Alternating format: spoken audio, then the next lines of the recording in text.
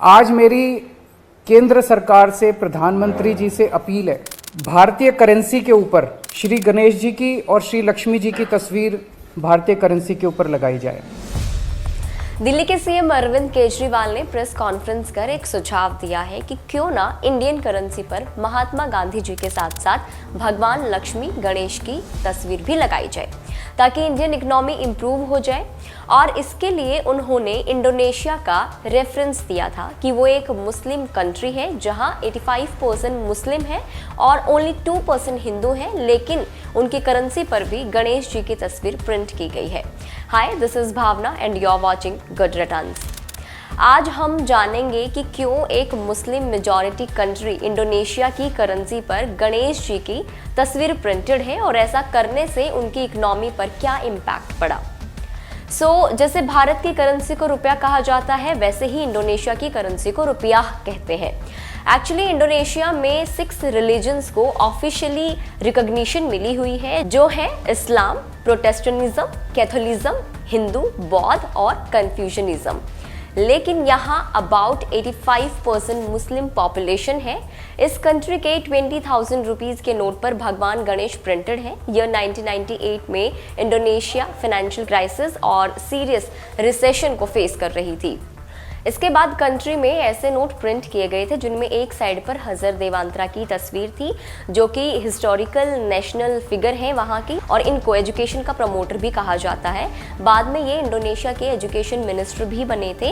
And note में next to देवांत्रा भगवान गणेश जी की तस्वीर है।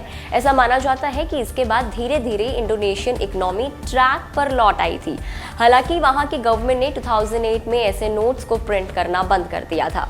उनकी करेंसी पर भगवान गणेश की तस्वीर होने के पीछे कुछ रीजंस जो हो सकते हैं वो ये है कि इंडोनेशिया का हिंदू रिलीजन के साथ पुराना रिश्ता रहा है।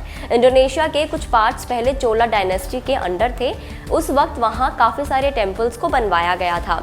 एंड गणेश भगवान को God of wisdom, art and science के तौर पर कंसिडर किया जाता है। तो हो सकता है कि ये भी एक रीज़न रहा हो कि वहाँ पर गणेश जी की तस्वीर को प्रिंट कराया गया था। एक इंटरेस्टिंग फैक्ट ये भी है कि इंडोनेशियन महाभारत और रामायण से भी फैमिलियर है। इवन वहाँ अर्जुन और कृष्ण और घटोत्कच का भी स्टैचू लगाया गया है। और यहाँ इंडोनेशियन मिलिट्री के मैस्कोट भी हनुमान जी है। Incidentally, Indonesia's first president Sukarno was named after the Mahabharata character Karna. उनकी बेटी मेघावती सुकार्णो पुत्री, जो बाद में प्रेसिडेंट वहाँ की बनी थी, उनका नाम farmer Odisha chief minister Biju Patnaik ने ही दिया था। एंड मेघावती मीन्स क्लाउड गॉडेस इन संस्कृत। आपको याद होगा लास्ट ईयर इन अक्टूबर सुकार्णो की बेटी और मेघावती की सिस्टर सुकमावती सुकार्णो भी हिंदुइज्म में कन्वर्ट हो गई थी।